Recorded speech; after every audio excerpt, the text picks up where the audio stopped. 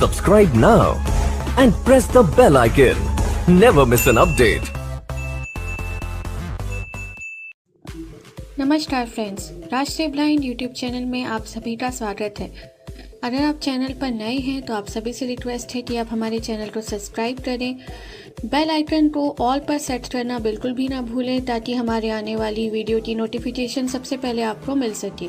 अगर आपको हमारी वीडियोस अच्छी लगती हैं तो वीडियोस को लाइक करें, शेयर करें और कमेंट में अपना फीडबैक देना बिल्कुल भी ना भूलें। आप हमारे चैनल के अबाउट में जाके हमारे व्हाट्सएप ग्रुप का फॉर्म फिल करके हमारे व्हाट्सएप ग्रुप का हिस्सा बन सकते हैं। फीमेल्स के लिए अलग से एक व्हाट्सएप ग्रुप है, तो आप फॉर्म भर के उसमें ऐड हो सकते हैं। साथ ही हमारे चैनल के अबाउट में हिंदी ऑडियो शायरी एक दूसरे यूट्यूब चैनल का भी लिंक है, आप जाकर उसको भी सब्सक्राइब करें। हमारे टेलीग्राम चैनल और हमारे व्हाट्सएप चैनल का लिंक भी आपको अबाउट में मिल जाएगा, आप वहां से ज्वाइन कर सकते हैं। इसके साथ ही अगर आप अपनी वीडियोस के लिए कोई म्यूज़िक चाहते हैं तो हमारे टेलीग्राम चैनल का लिंक अबाउट में दिया हुआ है, तो आप हमारे Telegram channel audio music factory को वहां से ज्वाइन कर सकते हैं। तो आपका ज़्यादा समय न लेते हुए अब ले चलती हूँ आपको वीडियो की ओर।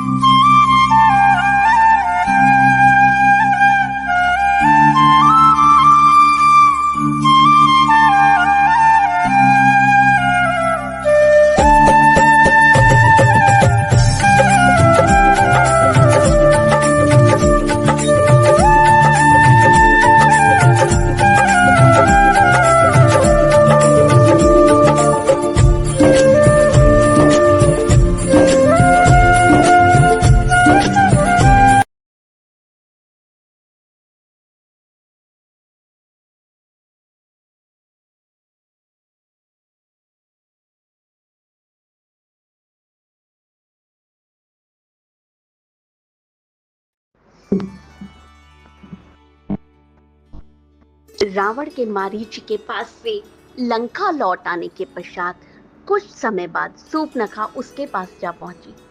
उस समय रावण अपने मंत्रियों से घिरा हुआ था। स्वर्ण सिंहासन पर आरूढ़ रावण वैसे ही शोभा पा रहा था जैसे सोने की ईंटों से निर्मित यज्ञवेदी में घी के द्वारा प्रज्वलित अग्नि। समर भूमि में साक्षात यमराज की भांति दिखाई पड़ने वाले रावण ने देवता, गंधर्व आदि सभी को जीत लिया था।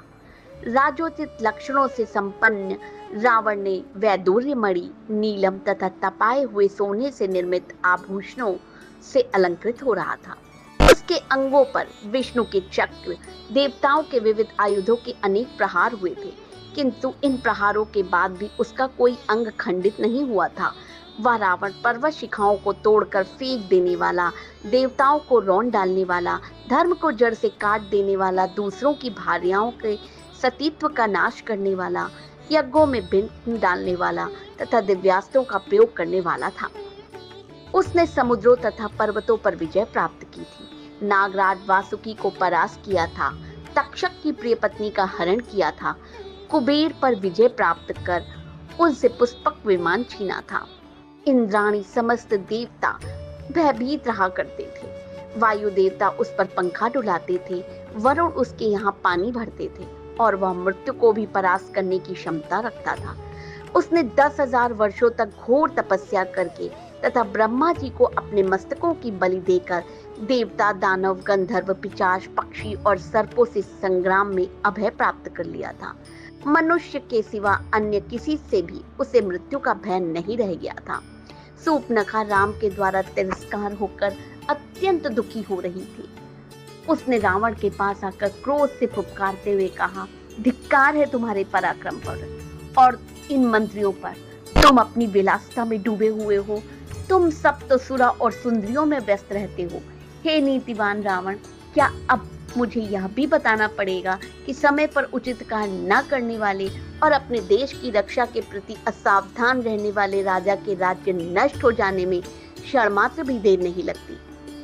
तुम्हें ज्ञात होना चाहिए, वृक्ष से गिरे हुए पत्ते और राज्य से च्युत राजा का कोई मूल्य नहीं होता। प्रजा उसी प्रकार उस राजा की पूजा करती है जो स्थूल आंखों से सोता है किंतु नीति की आंखों से जागता है, जिसका क्रोध प्रलयंकर और प्रसन्नता सुखदायिनी है। जिस राजा के गुप्तचर सक्रिय और सतर्क नहीं रहते वह राज्य करने योग्य नहीं होता। तुम्हारे गुप्तचर तो मूर्ख, अयोग्य और आलसी हैं। तुम्हारी बुद्धि भी दूषित है और उन्हें मंत्री भी तुम्हारे सर्वथा अयोग्य हैं। उन्हें अभी यह भी पता नहीं कि उनके राज्य दंडकारण्य में कितनी भयंकर घटना घट चुकी है। मेरे वीर भ्राताओं खरदूषण का 14 सहस्त्र राक्षसों सहित संहार हो चुका है। जो ऋषि मुनि कल तुम्हारे नाम से थरथर कांपते थे वे आज सिर उठाकर निर्भय घूम रहे हैं। तुम तो राम द्वारा किए भीषण हत्याकांड से अभी तक अपरिचित हो। सूर्पणखा के कटु वचनों से कुपित होकर रावण बोला, सूर्पणखी, मुझे बताओ कि राम कौन है, उसका बल और पराक्रम कितना है, दुष्कर्म दंडक वन में उसने किस लिए प्रवेश किया है, उसके पास ऐसा कौन सा अस्त्र है जिससे उसने खरदूषण और तृष्णा का सेना सहित संहार कर दिया। उसने तुझ जैसी सुंदर अंगों वाली को क्यों कुरूप बना दिया। रावण के प्रश्नों का उत्तर देते हुए सूर्पणखा ने कहा, हे भाई, महाबली राम अयोध्या नरेश दशरथ के पुत्र हैं। वे अत्यंत निपुण धनुर्धारी हैं। वे अकेले और पैदल थे तो भी उन्होंने मात्र 1.5 मुहूर्त 3 घड़ी में समस्त राक्षसों का संहार कर डाला। मैंने राम के बाणों की वर्षा से राक्षसों को मरते हुए तो देखा, किंतु यह नहीं देख पाई कि कब राम ने धनुष खींचा और कब बाण छोड़ा। स्त्री होने के कारण राम ने मेरा वध नहीं किया, केवल अपमानित करके छोड़ दिया। राम के समान ही पराक्रमी उसका भाई लक्ष्मण और उसकी अत्यंत सुंदरी उसकी पत्नी है। सीता भी उसके साथ है। इस भूतल पर मैंने सीता के समान कोई रूपवती स्त्री नहीं देखी। जब मैं सीता को तुम्हारी भार्या बनाने के लिए लाने को उद्यत हुई तो लक्ष्मण ने मुझे कुरूप बना दिया। सीता तुम्हारी ही भार्या बनने योग्य है, अतः तुम उससे शीघ्रातिशीघ्र हर लो। सूर्पणखा का कथन सुनने तथा अपने मंत्रियों से विचार विमर्श करने के पश्चात रावण ने सीता को हर लाने का निश्चय किया। तत्काल उसने अपना रथ तैयार करवाया और उस पर सवार होकर अपने मित्र मारीच के पास पहुंच गया। मारीच ने रावण का समुचित सत्कार करके पूछा, राजन, लंका में सब कुशल तो है ना? आप इतनी जल्दी पुनः कैसे लौट आए? रावण बोला, हे मारीच, क्रूर और मूर्ख राम ने अपने बल का आश्रय लेकर मेरे भाई खर और दूषण का सेना सहित तृष्णा का वध कर दिया है। उसने मेरी बहन सूर्पणखा को भी कुरूप बना दिया है। तुम मेरे मित्र हो, मित्र ही संकट के समय मित्र की सहायता करता है। मैं जानता हूँ कि मेरे मित्रों और शिव चिंतकों में तुमसे बढ़कर बलवान, नीतिवाद और मुझे सच्चा स्नेह करने वाला कोई नहीं है। अतः हे मारीच, मैं चाहता हूँ कि तुम रजत बिंदुओं वाला स्वर्ण मग बनकर राम के आश्रम के सामने जाओ। तुम्हें देखकर सीता अवश्य राम लक्ष्मण को तुम्हें पकड़ने के लिए भेजेगी। उन दोनों के चले जाने पर मैं अकेले सीता का अपहरण करके ले आऊंगा। राम को सीता का वियोग असह्य हो जाएगा और विरह की उस अवस्था में राम को मार डालना मेरे लिए कठिन नहीं होगा। रावण के वचन सुनकर मारीच बोला, हे लंकापति, जैसा कि मैं पहले भी कह चुका हूँ कि ऐसा करना हे लंकापति, जैसा कि मैं पहले भी कह चुका हूँ कि ऐसा करने तुम्हारे लिए उचित नहीं होगा। यह कार्य तुम्हारे जीवन के लिए काल बन जाएगा। आश्चर्य की बात है कि वेद शास्त्रों के ज्ञाता होते हुए भी तुम पर स्त्री हरण जैसा भयंकर पाप करने जा रहे हो। तुम्हें ज्ञात होना चाहिए, राम के क्रोध से तुम बच नहीं सकोगे। मारीच के इस उत्तर से क्रुद्ध होकर हाथ में खड़क लेकर रावण बोला, मारीच, मैं तुझे अपना मित्र समझकर आया था, तेरा अनर्गल प्रलाप सुनने के लिए नहीं। तेरी कायरतापूर्ण युक्तियों को सुनकर मैं अपना विचार नहीं बदल सकता। सीता का हरण तो मैं अवश्य करूंगा। तू भी मेरी आज्ञा का पालन करेगा। यदि तू मेरी आज्ञा मानकर इस कार्य में सहायता नहीं करेगा तो राम लक्ष्मण से पहले मैं तेरा वध करूंगा। रावण के क्रोध से भयभीत होकर मारीची ने अपनी सहमति दे दी। उसकी सहमति से प्रसन्न होकर रावण बोला, अब सिद्ध हो गया कि तू मेरा परम मित्र है। राम उसे लेकर रावण उसको साथ दंडक वन में जा पहुंचा। राम के आश्रम की खोज करने लगा। जब आश्रम मिल गया तो मारीची ने रावण के निर्देशानुसार मृग का रूप धारण किया और आश्रम के निकट विचरण करने लगा। इस अद्भुत स्वर्णिम मग की शोभा देखकर सीता आश्चर्यचकित रह गई और विस्मित होकर उसके पास पहुंची। मायावी मरीच ने अपनी मृग सुलभ क्रीड़ाओं से सीता को मंत्रमुग्ध कर दिया। सीता की इच्छा इस मृग को पकड़कर आश्रम में रखने की हुई, अतः वे राम को पुकारते हुए बोली, हे आर्यपुत्र, आप और लक्ष्मण शीघ्र आइए। देखिए कितना सुंदर और अद्भुत स्वर्णमग यहाँ पर विचरण कर रहा है।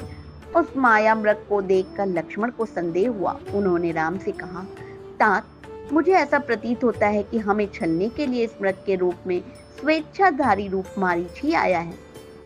हे जगतपति, इस भूतल पर भी कहीं ऐसा विचित्र रत्नमय मृग नहीं है, अतः निसंदेह यह माया ही है।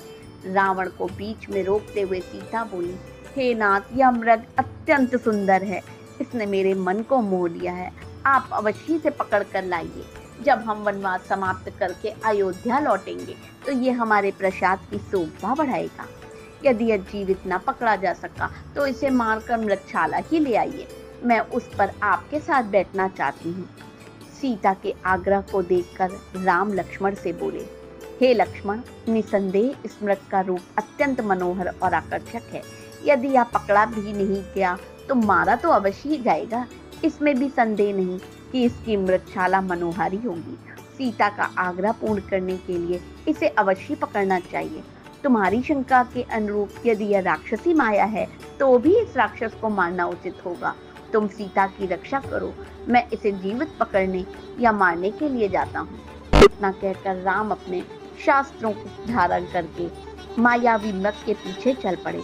राम को अपनी ओर आता देखकर मृग भी उछलता कूदता गहन वन के भीतर चला गया। वह विविध वृक्ष और झाड़ियों के बीच कभी छिपता, कभी प्रकट होता, कभी धीमी तो कभी द्रुत गति से भागने लगा। उसका पीछा करते करते रामचंद्र आश्रम से बहुत दूर निकल गए। अंततः मृग के दृष्टिगत होते ही क्रुद्ध होकर राम ने एक तीक्ष्ण बाण छोड़ा जो मारीच के हृदय तक पहुंच गया। बाण लगते ही मारीच अपने असली वेश में धराशायी हो गया और राम के स्वर में हा सीते हा लक्ष्मण चीत्कार करते हुए मर गया। उस राक्षस के मृत शरीर को तथा उसका अपने स्वर में चीत्कार करना देख राम को लक्ष्मण का कथन स्मरण हो आया। वास्तव में यह मारीच की माया निकली। उन्हें चिंता होने लगी कि मेरे स्वर में किए गए चीत्कार को सुनकर सीता की क्या दशा होगी। उन्हें किसी अनिष्ट की आशंका होने लगी और वो द्रुत गति से आश्रम की ओर लौट पड़े। इधर जब सीता ने पति के स्वर में हा सीते हा लक्ष्मण सुना तो व्याकुल होकर लक्ष्मण से कहा, हे लक्ष्मण, प्रतीत होता है कि तुम्हारे भैया अवश्य किसी संकट में पड़ गए हैं। तुम शीघ्र जाकर उनकी सहायता करो। उनके दुख भरे शब्द सुनकर मेरा हृदय चिंता से घबरा रहा है। आशंका से आतुर सीता के वचन सुनकर लक्ष्मण बोले, हे आर्य, इस प्रकार मैं आपको अकेला छोड़कर नहीं जा सकता। भैया ने आपकी रक्षा का भार मुझ पर सौंपा है। आप धैर्य धारण करें, भैया अभी आते ही होंगे। दुखी स्वर में सीता बोली, लक्ष्मण, ऐसा प्रतीत होता है तुम भाई के रूप में उनके शत्रु हो, इसीलिए उनके आज स्वर को सुनकर भी सहायता के लिए नहीं जाना चाहते। जब उनको ही कुछ हो गया तो मेरी रक्षा से क्या लाभ। इस प्रकार कहते हुए उनके नेत्रों से अश्रुधारा बहने लगी। सीता की यह दशा देखकर लक्ष्मण हाथ जोड़कर बोले, देवी, आप व्यर्थ दुखी ना हो।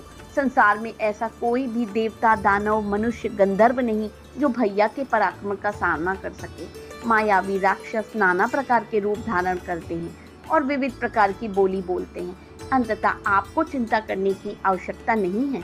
आप तनिक प्रतीक्षा करें, वे आते ही होंगे।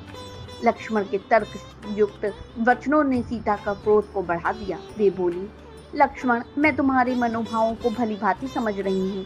तुम राम के ना रहने पर मुझे पा लेने की लालसा लेकर वन में चले आए हो।